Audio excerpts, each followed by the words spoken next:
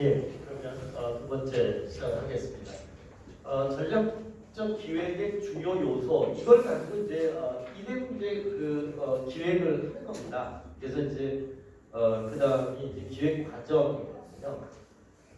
이것은 이제 아마 조직에 계신 분들은 이미 다 이런 과정들을 거쳐서 해본 여러 가지 일들이 있을 겁니다.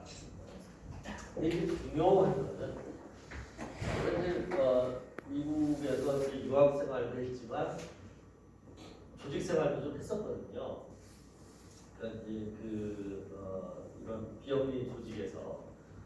그런데 그 친구들 일하는 모습을 보면 너무 답답해요. 우리가 보기에 야, 저런 거는 좀 스킵해도 될 텐데 이런 절차들을 하나하나 그냥 이렇게 따르는 거예요. 그런데 나중에 보면 그들이 훨씬 더 빠르게 우리는 대충 이렇게 넘기고 그럴 그래서 한번 원칙을 한번 좀 여러분들이 이해해보고 싶은 것 같아요. 자, 아까도 말씀드렸듯이 중요한 것은 미션과 비전이에요. 그러니까 이 미션 비전이 중요한데 이제 이 절차가 있거든요. 그 조직이 갖고 있는 기본적인 철학, 빌리프가 있어요. 그러니까 지금 세계적으로 100년 이상 된 많은 비영리 조직의 특징 중에 하나가 종교를 기반으로 하고 있어요. 종교를. 왜냐하면 그 종교가 아무래도 탄탄하기 때문에 그래요. 그래서 종교를 기반으로 하는 조직들이 오래가요. 그리고 그러다 보니까 이 종교를 기반으로 비즈니스하는 사이비종들도 굉장히 많잖아요. 그게 뭐냐면 사람들을 세뇌시킬 수 있기 때문에 세뇌시킬 수 있기 때문에. 그래서 이제 뭐 통일교라든가 우리가 보는 여러 가지 이런 이 종교 조직들이 종교 조직 같지만 사실은 사업 조직. 그러니까 이제 탄탄하게 가는데, 그러니까 사이비다 보니까 사이비는 이제 아무래도 개인의 이익을 극대화하는 방향으로 가니까 이제 결국은 이제 나가게 되는데, 거기서 이제 사명이나 비전을 갖게 하는 게 굉장히 철저하다. 그러니까 세뇌를 시키죠. 우리가 이 기업에 들어가도 철저하게 그 기업의 총수 아니면 그 설립자의 정신이나 이런 것들을 아주 세뇌시키죠. 그걸 미화해서라도. 근데 그거 필요해요. 그러니까 우리나라 같은 경우 대한민국을 건국한 사람이 누군가? 없어요, 사실. 이게 우리 사회가 서로 존중하는 문화가 없다 보니까 대한민국 건국한 사람 만약 이승만이라고 하면 또 난리, 진보 쪽에서 난리치고 또 이게 없는 거예요. 이게 참 한 나라 자체가 우리나라 영웅이 별로 없는 거예요. 세종대왕, 이순신 장군 이 정도밖에 없는 거예요. 현대에 와갖고서는 아무도 존경을 받지 못해요. 근데 이게 어떻게 보면은 이 사회가 한 방향으로 나가기가 참 어려운 사회예요. 어느 나라나 그 나라를 세운 건국의 아버지들이 있거든요. 그 나라는 없어요, 사실. 단군 이렇게 올라가지만 그 신화 이런 게 좀 안타까워요. 그래서 이제 그런 것을 통해서 우리의 미션이나 비전이나 컬처가 형성돼요. 컬처. 우리는 이게 안 되다 보니까 그 조직에서의 생활 방식이 형성이 안 돼요. 그러니까 컬처라는 것은 말씀드렸듯이 생활 방식인 거예요. 아까 제가 얘기한 문군 그러면 그 열정의 여인, 그 열정을 의미합니다. 그래서 그것만 딱 보면 그 열정의 여인에 대한 것을 그대로 다 내재화하게 하는 건데, 이게 이제 우리가 비영리 조직은 바로 이제 그런 게 필요한 거예요. 우리 조직의 설립자, 설립자가 갖고 있었던 이념과 철학 이런 거를 나중에 일하는 사람들도 내재화해서 그게 생활 방식으로 나타나요. 제가 미국 가서 이제 미국의 이제 비영리 단체를 쭉 이렇게 순회할 수 있는 우리 그분들하고 같이 이제 순회할 수 있는 기회를 한번 가졌었는데 어느 조직이나 강조하는 게 미션이었어요. 그리고 이 미션을 위해서 우리는 어떻게 한다? 그 미션에 따라서 같이 생활 방식을 어떻게 만든다? 예를 들면은 어떤 조직은 창고에다가 갤러리처럼 만들었어요. 그러니까 왜 이렇게 하니까 그냥 이렇게 좀 유연한 아까 얘기했던 유연하고 창의적인 생각을 갖게 하기 위해서.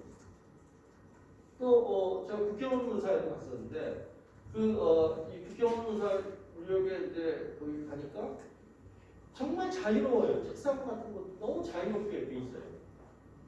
그렇게 해야 비영리 조직은 그렇게 해야 창의적인 창구가 나온다. 이런 거. 참 의미가 있더라고요. 그러니까 아까 말씀드렸듯이 컴퓨터를 켜면 우리의 기부자의 아주 기본 원리가 나오고 그런 식으로 하니까 이 어느 단체를 가든 조직의 미션을 굉장히 많이 해요. 그리고 거기에서 목표가 나와서 그게 활동으로 연결될 수 있게끔 만들어줘야 된다. 그래서 우리가 이걸 한번 좀 얘기해보면 좋아요. 그 조직의 측면과 개인 삶의 측면에서의 미션은 뭐고 비전은 뭐고 밸류는 뭐가 비교해보는 거예요. 우리 조직의 미션과 비전과 밸류는 뭐가 근데 나의 미션과 비전과 밸류는 뭐가 이게 갭이 크면 클수록 사실은 조직에서 적응하기가 힘들어요. 그런 사람들이 많을수록 사실은 그 조직이 잘 되기가 참 힘들어요. 그러니까 관리자 입장에서는 조직 구성원들이 나의 어떤 이 미션, 비전, 밸류하고 조직의 미션, 비전, 밸류하고 맞출 수 있도록 노력해요. 예를 들면 제일 힘들어하는 그 조직이 어떤 조직이냐면 수녀님들이 하는 복지관입니다. 수녀님들은 워낙 철저하잖아요. 삶도 철저한데 이 조직 구성 그 직원들을 할 때까지 그런 걸 강요하게 되면 참 직원들이 살기 정말 힘들어요. 그래서 의외로 수녀님이 하는 그 기관들이 잘 되는 조직이 있고 그런 경우는 정말 가톨릭 신자로서 철저하게 이제 그걸 내재화한 사람이고 그렇지 않은 조직은 정말 힘들게 돌아가요. 그래서 그 조직의 그 구성원이 그러니까 CEO가 종교인이면 참 힘든 경우가 많아요.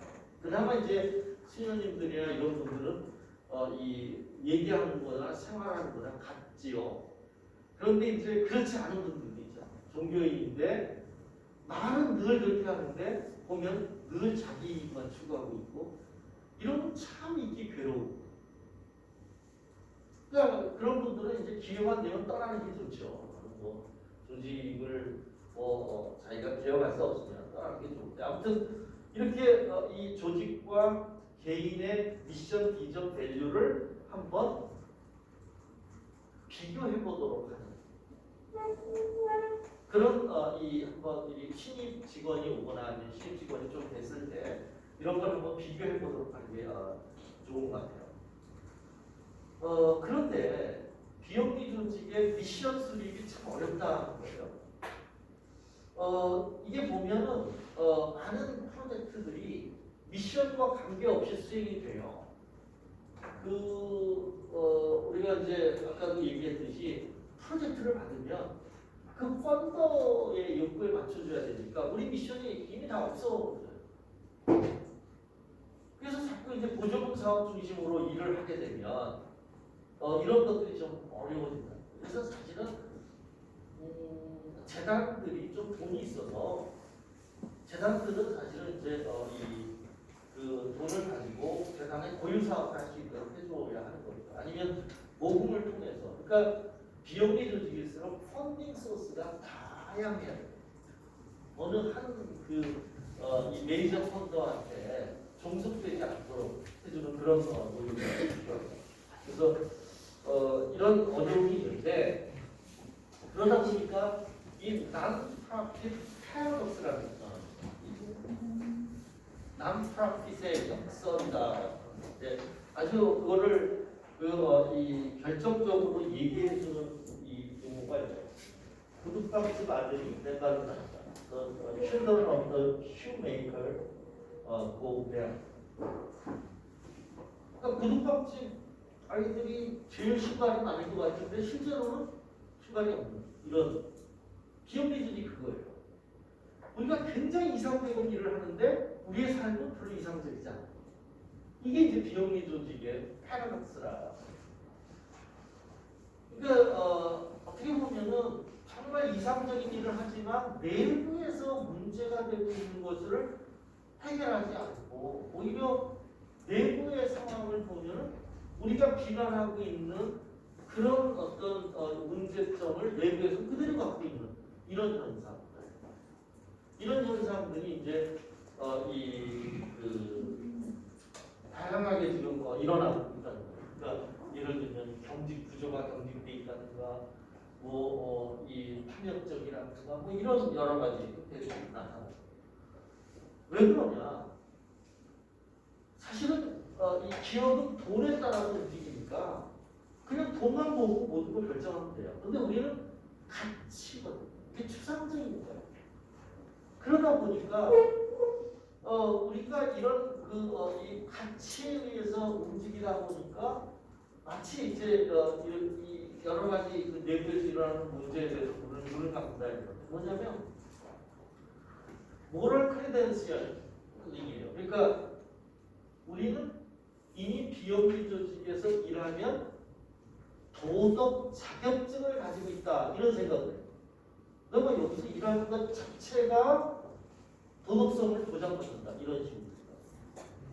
그러니까 지금 우리 사회에서 일어나고 있는 많은 이 일들이에요. 그러니까 나는 이미 도덕적이야. 그러면서 자신은 이런 윤리 규범이라든가 이런 걸 소홀히 하는 이런 어떤 모습들. 이게 이제 나타납니다. 그다음에 또 하나는 이 패러럴 프로세스라는 거는 자꾸 이제 우리가 다루는 우리하고 해결하고자 하는 문제들이 있잖아요.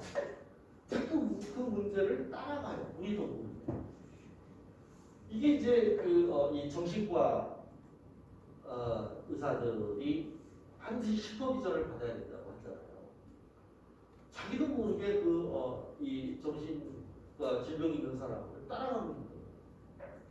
이거는 어쩔 수 없어요. 인간은 자꾸 모방을 하기 때문에 자기가 비난하고 있고 자기가 뭔가 해결하려고 하는 그것을 나도 모르게 지금 따라가고 있는 거예요. 이런 현상. 또 인간 본성의 이중성 문제예요. 인간은 누구나 사실은 이중성을 무의식 중에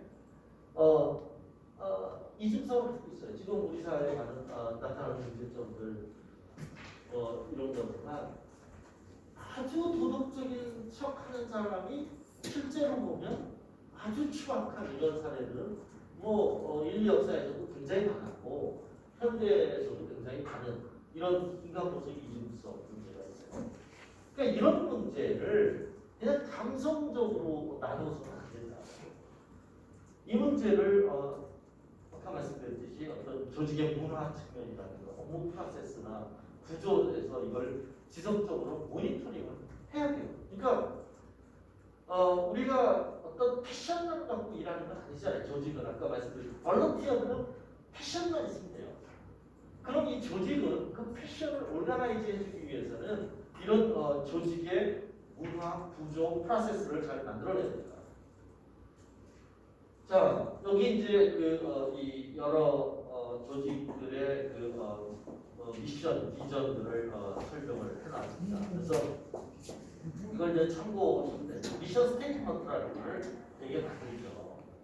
그래서 이게 미션 스테이트먼트만 만들어 놓는 게 아니라 이거를 매일 아침 그러니까 이걸 가장 잘하는 데는요. 고급 설계사들 보면 구호부터 외치고 하더라고요. 제가 뭐이 사무실 있는데 이제 고급 설계사가 이제 고급 설계사 사무실 위에 올라가는 데가 있어요. 아침마다 모여갖고 구호를 외치는데 완전 세뇌를 시키는 거예요. 세뇌를 시키는 거예요. 우리 비영리 조직도 미션 스테이트먼트를 그런 방식으로 좀 세뇌할 필요가 있어요. 우리 미션 스테이트먼트를 항상 좀 같이 외치면서 아니면 그거를 이렇게 공유할 수 있는 그런 시간들 이런 것들이 좀 필요한 것 같아요. 그래서 좀 말로만 하는 게 아니라 그것을 좀 이게 어떤 의미인지 한번 공유하는 그런 브레인스토밍 시간들을 좀 가질 필요가 있다. 자, 그러면 그 다음에는 이제 사업 분석을 할 거예요. 우리의 미션과 함께 우리 조직의 강점, 약점, opportunities and threat를 이제 보는 거예요. 그래서 이제 내부적으로 우리의 강점은 뭐고, 약점은 뭐고, 기회, 위험은 뭔지 이런 것들을 한번 분석해보자. 제가 이 수학 분석을 이제 비영리 조직들도 이제 많이 하지만 영리 조직에서 스타벅스 수학 분석 한번 했어요. 저는 개인적으로 차 생활을 해요. 주로 커피보다는 차를 마시거든요. 그래서 이제 제가 추구하는 목표는 스타벅스 없는 세상을 만들거든요. 이 스타벅스가 여러분 생각해보세요. 스타벅스가 언제부터 우리나라에 이런 그 가장 선호하는 기호식품이 있어요. 우리나라 사람들이 언제부터 커피를 마셨다고? 진짜 기가 막힌 일이에요. 근데 이 스타벅스가 수학 분석하고 한 걸 보면 굉장히 철저하게 한국 사회에 이렇게 자리매김하고 있었을 수 있어요. 우리나라 사람들이요, 굉장히 까다로워요. 음식 문화가 아주 발달했기 때문에 한국에서 음식 식당 갖고 성공할 수가 없어요. 외국의 패밀리 레스토랑이 와서 성공한 적이 없어요. 많은 패밀리 레스토랑이 들어왔어요. 근데 성공을 못했어요. 그 대표적인 예 중에 하나가 TGI예요. TGI를 제가 뉴욕에 TGI 10년 전에 가본 데를 10년 후에 한번 똑같은 지점을 가봤어요. 10년 전과 10년 후가 인테리어도 똑같고 메뉴도 똑같아요. 역시 사람이다. 근데 우리나라 사람들은 그러면 절대 그런 데 안 가요. 굉장히 우리나라 사람들이 다이나믹 변화를 추구하지 똑같은 인테리어에 똑같은 걸 잘 안 가요. 그게 이제 이 우리나라에서 지금 와서 망해갖고 나가는 게 이제 TGI가 처음 한국에 들어왔을 때요. 그 강남 TGI가 전 세계에서 단위 면적당 수익이 가장 높은 곳이에요. 그런데 어느 순간 다 사라졌어요. 우리나라 맥도날드, 버거킹 뭐 이런 거 있긴 있지만 생각보다 그렇게 많이 잘 안 돼요. 이게 우리나라가 음식 문화가 발달했기 때문에. 근데 요즘 이제 조금씩 달라지긴 해요. 근데 스타벅스는 정말 예외예요.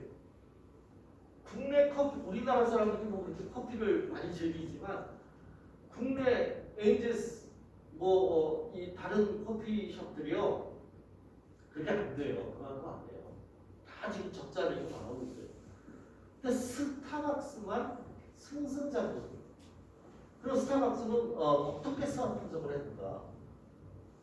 강점, 브랜드 파워, 높은 품질, 다양한 제품, 전문적인 바리스타.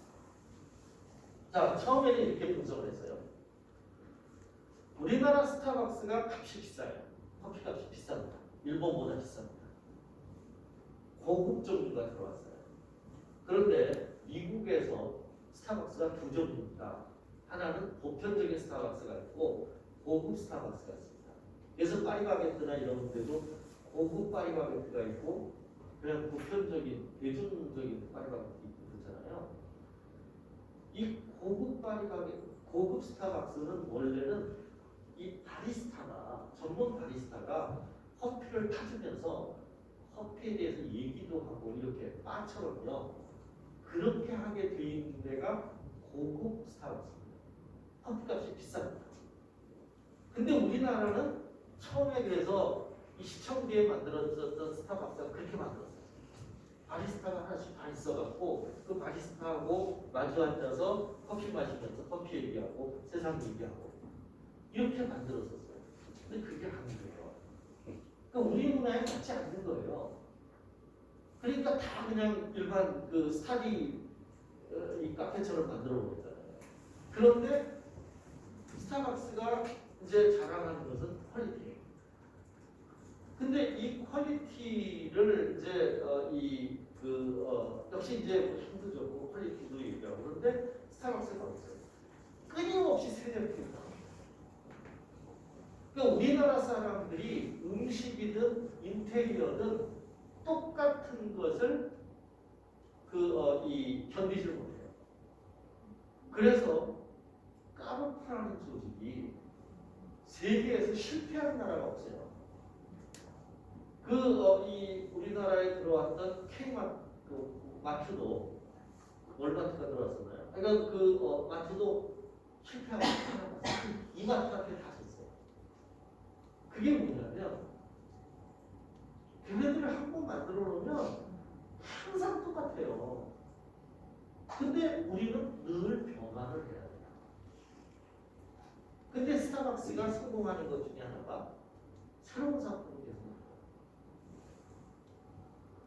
근데 약점은 뭐냐면 복잡해요. 편안하지 못해요. 그냥 오래 있으면 눈치 보여요. 그리고 이 바리스타와의 릴레이션십이 이루어지잖아요. 우리나라. 제가 저희 숭실대학교 별로 고급지질 않아요. 그런데 한 10여 년 전에 스타벅스가 하나 딱 들어온 거예요. 사람들이 다 저기 망할 거야. 왜냐면 그때 라면 값이 싼 데는 1,500원, 2,000원 했을 때. 근데 거의 4,000원, 그 당시 이제 3,500원 하는 스타벅스가 들어온 거예요. 그래갖고 저기는 망할 거야. 그랬는데 1,500원짜리 라면 먹고 스타벅스 3,500원, 4,000원짜리 커피 사들고 나오더라고요. 근데 이게 기가 막힌 거예요. 근데 그런 것을 어떻게 극복했느냐? 커피 시장을 성장하는 시장으로 만든 겁니다. 존스 홉킨스 문과대학에서 가끔 커피에 대한 저희가 나와요. 보고서가 나와요. 커피는 심장에도 좋고 커피를 정기적으로 마시고 뭐에 좋고 그게 뭐가 좋아요? 이게 이 카페인인데 각성 효과는 있죠. 그런데 커피 맛이 여러분들 지금 커피 다 이 건강 음료로 생각하고 마시잖아요. 우리나라의 믹스 커피 굉장히 좋은 거예요. 근데 지금 많은 사람들이 믹스 커피는 건강에 해로운 커피 이렇게 생각해요. 반드시 그런 거 아니에요. 나이 든 사람들은 그 단 거를 좀 마셔줘야 되거든요. 그래서 좋은 거예요. 그러니까 이거를 어떻게 보면 그런 식으로 끊임없이 웰빙 브랜드로 만든 거예요. 스타벅스 그러면 웰빙 브랜드로 만들고 고급진 것. 그래서 스타벅스가 들어간 건물은 건물값이 올라가는 이런 식으로 만들어 굉장한 전략인 거죠. 그다음에 우리가 인구 밀도가 높기 때문에 스타벅스는 거리 제한을 두지 않습니다. 다른 거는 거리 제한을 두고 그게 아니라 근데 스타벅스 전략은 거리 제한을 두어요. 바로 앞에 건너편에 스타벅스가 있습니다. 이게 매출을 어마어마하게 끌어올리고 있는 그런. 그런데 이게 이제 요즘 테이크아웃 저가 테이크아웃 하는 이유가 스타벅스 컵 갖고 다니면 명품백 갖고 다니는 그런 느낌을 갖는 거 같아요. 그런데 멀리서 보면 스타벅스 컵하고 비슷한 저가의 테이크아웃 커피점이 많이 생겼어요. 그러니까 이제 이런 것도 좀 위험 요소고 또 전환하는데 비용이 들어요. 내가 사막스 마시다가 뭐 에비아 마실 수도 있고. 근데 중요한 것은 차별화하는 거예요. 차별화. 그러니까 비용이 조직이 아까 제가 말씀드렸듯이 문화가 그렇게 중요한 거예요. 차별화하지 않으면 지속 가능성, 성장 가능성이 없다는 거예요. 그래서 우리가 이런 스타벅스 사례에서도 보듯이 자원봉사도 그냥 이런 아무거나 하는 게 아니라 우리 조직에 특화된 자원봉사, 또 우리 업과 관련된 어떤 자원봉사, 이런 것들을 좀 특화할 수 있는 그런 전략이 필요하죠. 방금 말씀하신 질문을 드리겠습니다. 예. 그러니까 스타벅스 같은 경우에 마케팅에서나 기업 재무나 관련된 어마어마한 인력이나 마케팅 리소스들이 투입이 되잖아요. 실질적으로 자원봉사센터가 자치구 센터는 많으면 10명, 적으면 5명이고, 또 이제 이런 질문 많이 들어보셨을 것 같아요. 지금 전략이나 기획 얘기 때문에 어쩔 수 없이 가장 좋은 5번은 저는 그렇게 되면 좋겠지만, 실질적으로 저희가 실무 회계 실무 담당 제외하고서는 많으면 한두 명 정도가 이런 기획이라는 부분을 생각을 할 수밖에 없는데 그런 좀 현실적인 차이에서 우리가 그 고를 너무 높게 두는 건 아닌가 그런 생각이 들어요. 동의하는 미션에 대해서는 동의하는데 우리가 그 비전을 쟁취하기에는 현실적인 여건이 너무 어려운 게 있어서 그 부분에 대한 좀 좋은 조언 아니면 또 작지만 성공적인 그런 비용이나 현실까지 만들어내는 것들이 좀 있다면 좀 좋은 네, 굉장히 좋은 질문이고요. 그러니까 이제 저는 그런 맥락에서 비영리 조직에서 일하는 사람들이 마케팅 사고를 가져야 된다는 거예요. 그러니까 제가 이제 그 비영리 마케팅이라는 책도 썼는데 그 이유가 뭐냐면 우리 비영리 조직에 일하면 그러니까 이런 거는 말씀하신 것처럼 대기업의 사례이죠. 근데 오히려 이런 사례들을 우리가 벤치마킹하는 거, 우리는 벤치마킹하는 거거든요. 이거 따라갈 수는 없어요. 그런데 좀 비영리 조직에서 일하는 행정직에 있는 특히 관리자들은 늘 마케팅적인 사고를 갖지 않아요. 그러니까 그런 하나의 사례를 얘기하는 거지. 비영리 스타벅스처럼 이렇게 하는 얘기가 아니고요. 그러니까 좀 이런 사례를 보고 우리가 이제 벤치마킹을 좀 할 필요가 있다는 거고. 그래서 제가 이제 이 작은 집단의 사례는 제가 안 갖고 왔는데 좀 나중에 이 전략의 성공 사례곡이 있거든요. 그거 한번 잠깐 나중에 볼게요. 자, 이 외부 환경 분석은 이제 정치적으로 점점 이렇게 보수와 양극화되는 이런 측면들, 사회적으로 고령화되는 측면들, 기술적으로 정보화되는 이 측면들에 대해서 생각을 하자. 그러니까 제가 지난번에 이제 우리 여기서 자원봉사 컨퍼런스 할 때도 언택트 시대에 대해서 생각을 하자 하는 얘기를 했는데 이런 부분에 대해서 우리가 자원봉사를 어떻게 이제 기획할 것인가 하는 부분에 대해서 한번 생각해 보자. 자, 그래서 이제 이 N표의 합의를 마지막으로 이제 좀 적어봤습니다.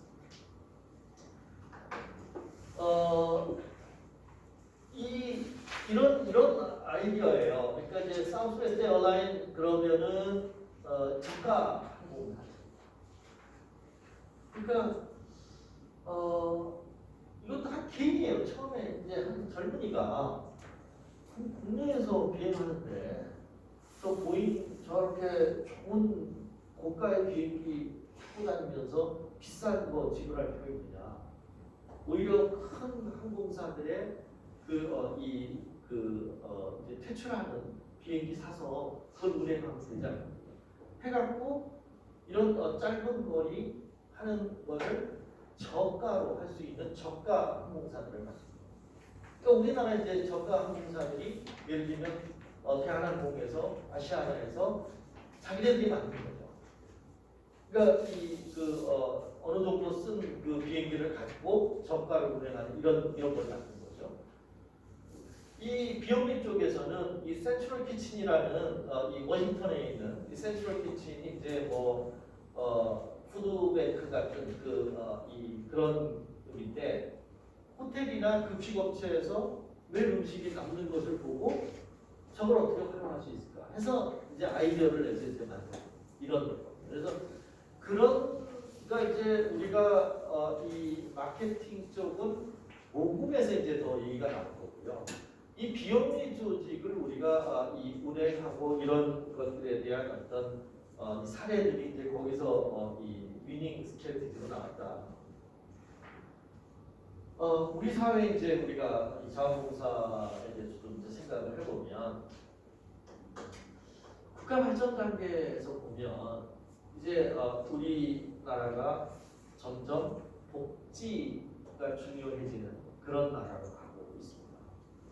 그러니까 국가 발전 단계를 이렇게 네 단계를 이렇게 구분하는데 그런데 이 지금 코로나로 인해서 중앙 정부 중심의 복지를 굉장히 많이 하고 있거든요.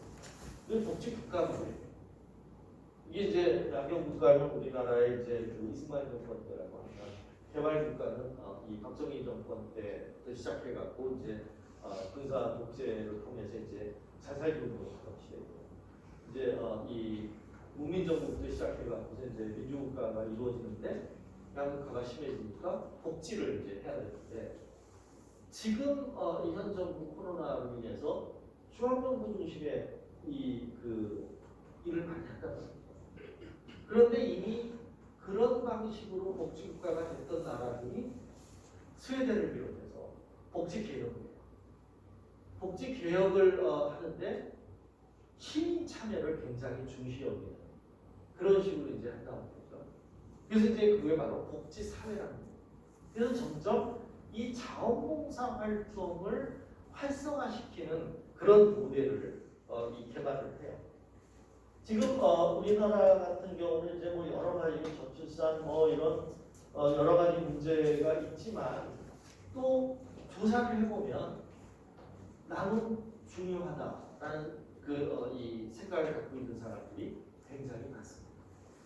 그러니까 이거를 우리가 근데 이제 이게 이 뭐 풍선 효과이기도 하고 이제 이런 구축 효과이기도 한데 전부가 모든 일을 다 해버리니까 점점 이 기부나 봉사를 과장되는 경향이 있어요. 근데 실제로 우리 국민들의 어떤 기본적인 마인드가 선해요. 이런 동양의 아이디어가 이제 굉장히 이런 공동체 중심으로 나가기 때문에 그래서 뭔가 이 공동체를 이루어야 된다, 사회통합을 이루어야 된다 이런 것에 대한 조사를 보면 그런 것들이 굉장히 많이 나와요. 이건 우리가 굉장히 기회라고 할 수가 있죠.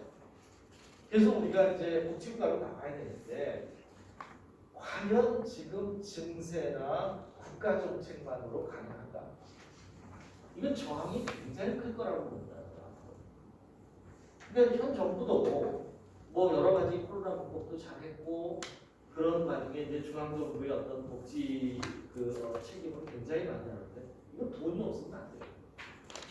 근데 어떤 나라건 사실은 이 증세를 해갖고 정권을 유지하는 그런 나라가 없어요. 이게 고민일 거라고요.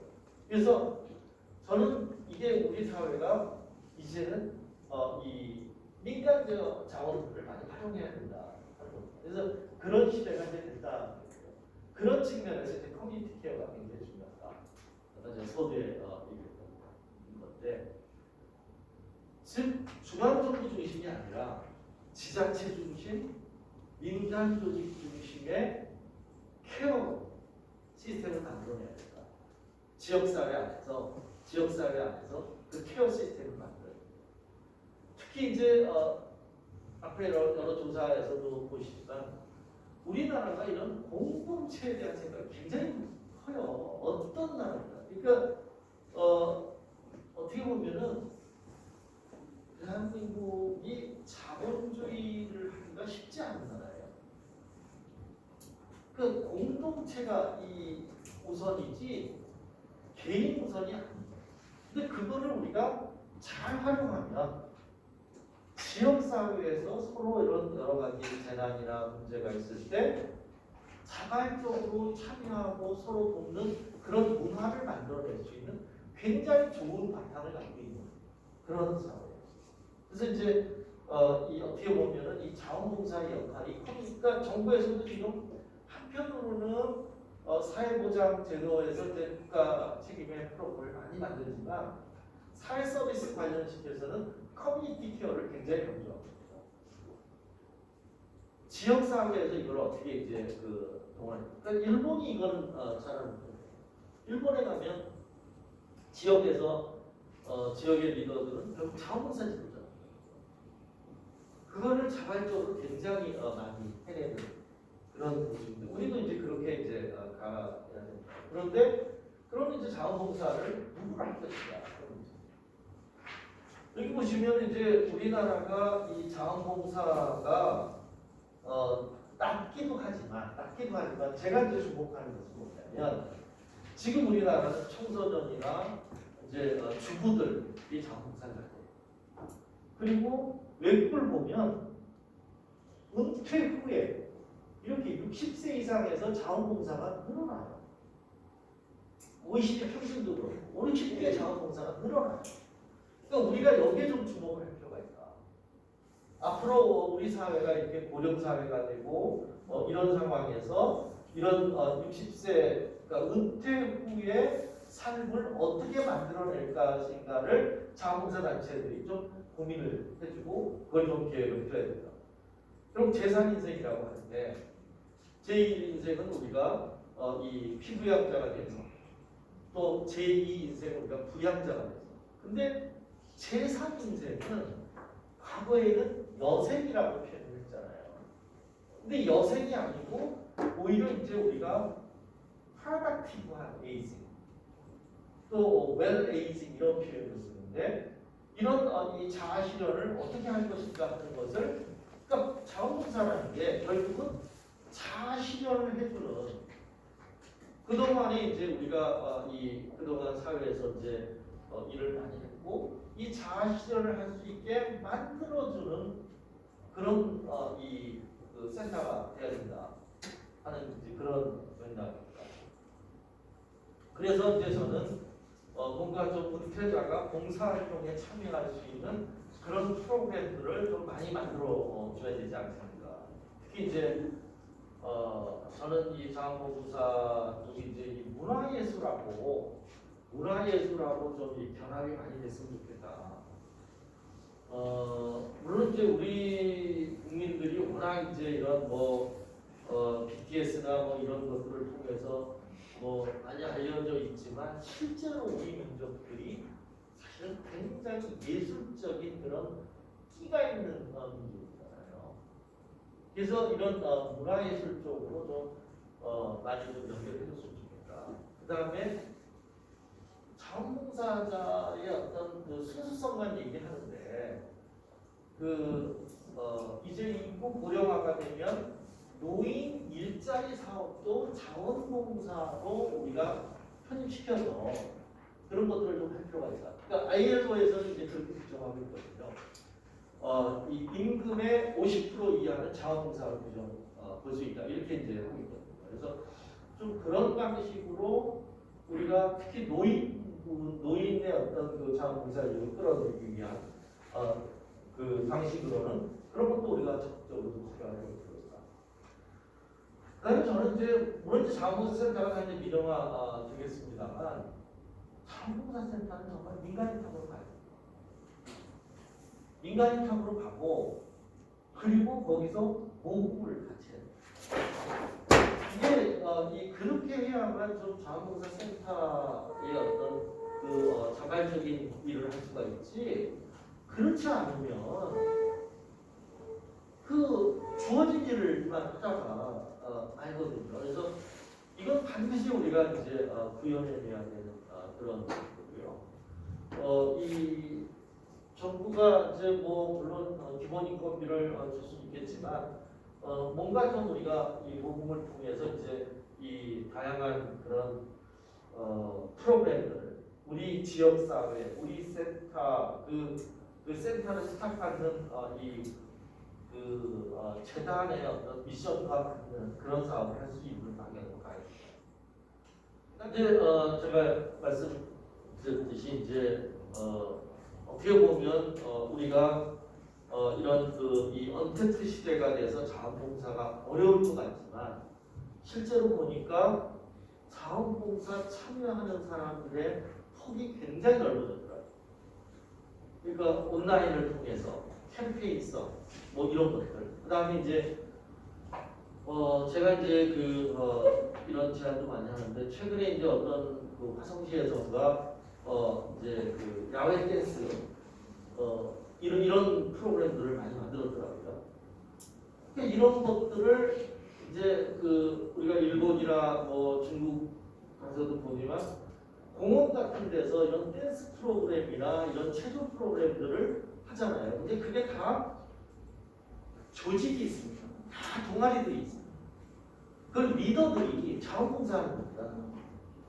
요즘은 이게 이 코로나 시대에 그런 야외 활동과 관련된 그런 이 자원봉사 프로그램들, 이게 이제 문화와 이 문화예술 활동과 연결된 그런 프로그램들을 좀 활성화시킬 필요가 있다. 특히 이제 뭐 환경 캠페인도 이제 그렇고요. 그런 방향이 좀 어떻게 보면은 지금의 하나의 합의가 아닐까 생각합니다. 또 지금 여기 보이신 자원봉사 관리자분들에게 주는 그게 미션. 그러니까 조직에서 나오는 그런 미션을 철저하게 내재화하고 그거를 퍼포먼스로 좀 이렇게 만들어낼 수 있는 어떤 기준들 이런 것들을 철저하게 가져야 됩니다. 그 다음에 사회 환경 변화에 대한 지속적인 어떤 이해와 대응, 또 지역사회 자원을 개발하고 연결할 수 있는 그런 촉매 역할을 좀 할 수 있어야 된다. 그 다음에 이제 굉장히 중요한 것 중에 하나가 역시 이제 비영리 조직의 관리자는 인간관계 기술입니다.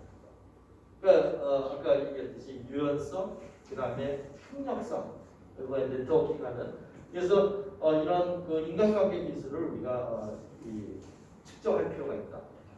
그 다음에 역시 자기개발 노력들 그러면서도 자기 절제 이게 이제 어떻게 보면 이 자원봉사 조직 관리자들의 자세가 아닐까 생각합니다. 이게 마지막 페이지인데요. 제가 이제 이거를 왜 보여드리냐면 보는 만큼 보인다. 제가 이제 말씀드렸듯이 차생활을 하면서 이 다원에 관심을 많이 갖고 있습니다. 어떤 분이 이제 이 다원이 사실은 우리나라 고려 시대, 그다음에 조선 초에 대표적인 사람입니다. 이걸 일본에 뺏겼어요. 그래서 우리나라 사람들이 다원의 가치를 가지고 있어요. 근데 이제 제가 다원을 들어가니까 보성에서 어떤 분이 이제 보성 다원이라고 이제 가져오셨어요. 근데 사람들이 이게 뭐 이렇게 비싸요? 그러니까 30만 원 정도인데 아주 싸게 이제 주는 건데 뭐 이렇게 비싸요? 그래서 저는 이걸 보면서 야 이거는 진짜 가을의 풍경을 담아낸 다원다 이렇게 표현을 해요. 이게 뭐가 그래요? 이제 그 사람들 주변에 있는 사람들이 다 그래요. 그래서 제가 그 사람들한테 나중에 사진을 찍어서 보냈어요. 뒤에 사진을 찍는 거예요. 잘 볼 때는 모르는데 사진을 찍어서 보내니까 이게 이제 우리나라의 단풍이 우거진 그런 거를 표현했거든요. 이게 하는 만큼 보이죠. 경험하는 만큼 보이고 우리가 내공이 어느 정도 있느냐만큼 보이고. 그래서 저는 이제 여러분들이 관리자로서 또 어떻게 보면 이제 뭐 자원봉사 조직의 어떤 CEO가 있으실 거고 이제 그럴 때 정말 우리가 갖고 있는 역량만큼 이 자원봉사 조직을 이끌어낼 수 있다. 특히 비영리 조직, 그래서 좀 더 우리의 역량을 좀 커패시티 빌딩, 역량을 좀 빌딩할 수 있는 그런 노력도 굉장히 중요하다라는 그런 말씀을 좀 드리기 위해서 제가 갖고 있는 다음 마지막 사진을 좀 보겠습니다. 자, 5분 남았습니다. 혹시 질문 있으시면 좀 해주시기 바랍니다. 예. 기본적으로 예. 첫 번째는 미션 비전에 대해서 예. 여러 책을 읽어보면 저자마다 좀 미션과 비전을 서로 엇갈리게 얘기하는 사람들이 있고 미션이 더 높게 좀 추상적으로 보는 사람이 있는 반면에 어떤 사람 비전을 더 추상적으로 보는 사람이 있는데 이거에 대해서 이제 일단 궁금하고요. 왜 이렇게 이게 통일이 안 됐는지가 좀 궁금하고요. 이거에 대한 좀 사회복지 쪽에서는 정의가 있기 때문에 교수님께서 주장하는 좀 궁금하고요. 두 번째로는 사회복지 시설 직접 고용 관련된 이슈가 지금 사회복지 법인들이 사회복지법 개정을 위해서 직원들을 좀 시설장들이 위탁 구조였다면 이걸 뭐 법인 이용을 바꾸는 이런 형태의 꽤 큰 사회복지사법 개정이 지금 시행령 내년 시작되는 걸로 알고 있는 운동이 끝났고 이게 아까 말씀하신 이사회 외부 이사 들어오는 것들에 대해서 저도 이제 그거를 통제적으로 사는 건 되게 큰 오차라고 생각하거든요. 지금 되게 관심도 의미도 없는 사람들이 이사회에 들어와 앉아가지고 1년에 한 번 사인을 안 하는 건 정말 멍청한 짓 같은데 이것도 역시 역설적으로 그런 좀 부작용이 있을 수 있을 거다 보는데 그 변화에 대한 무슨 의견이 지금 사회복지 조직이기 때문에 아니죠. 자원봉사센터잖아요.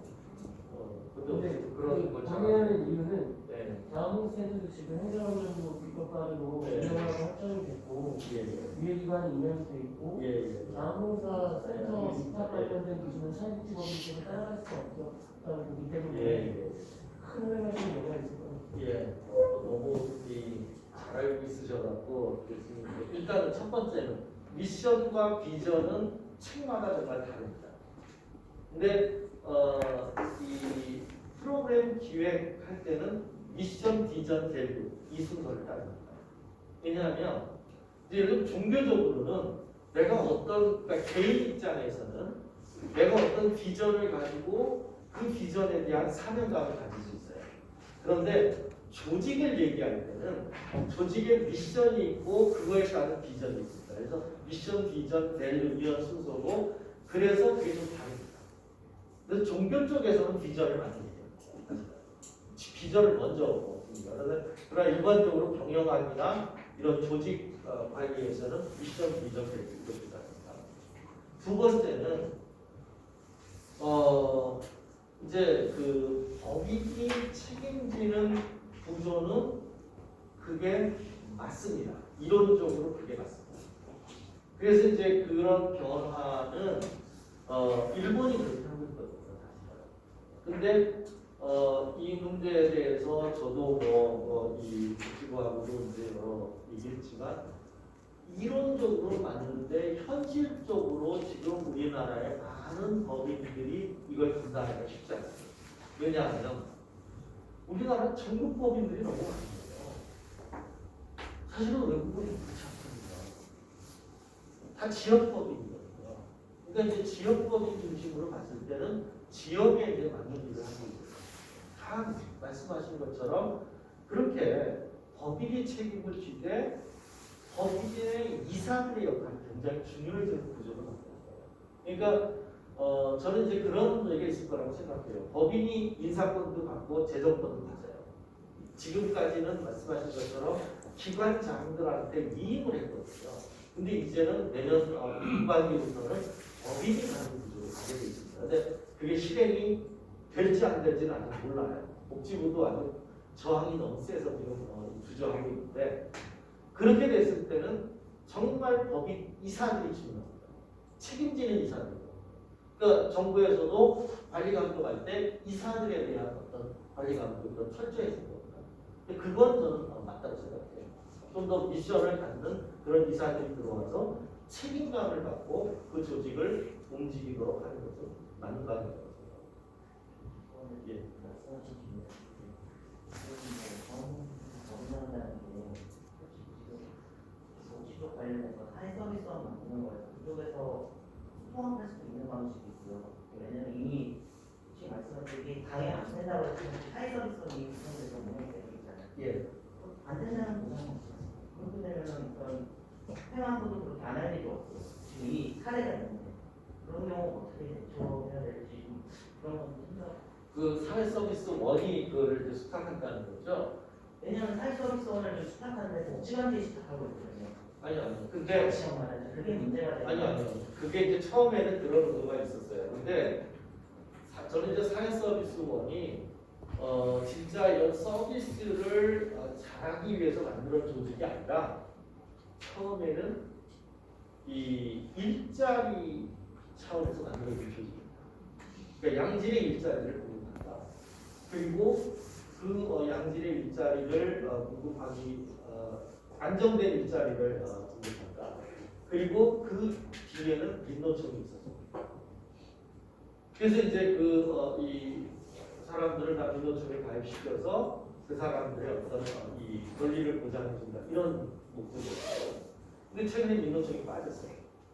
그리고 사회서비스원이 조직을 수탁하는 거에 대해서는 지금 조금 한발 물러섰습니다.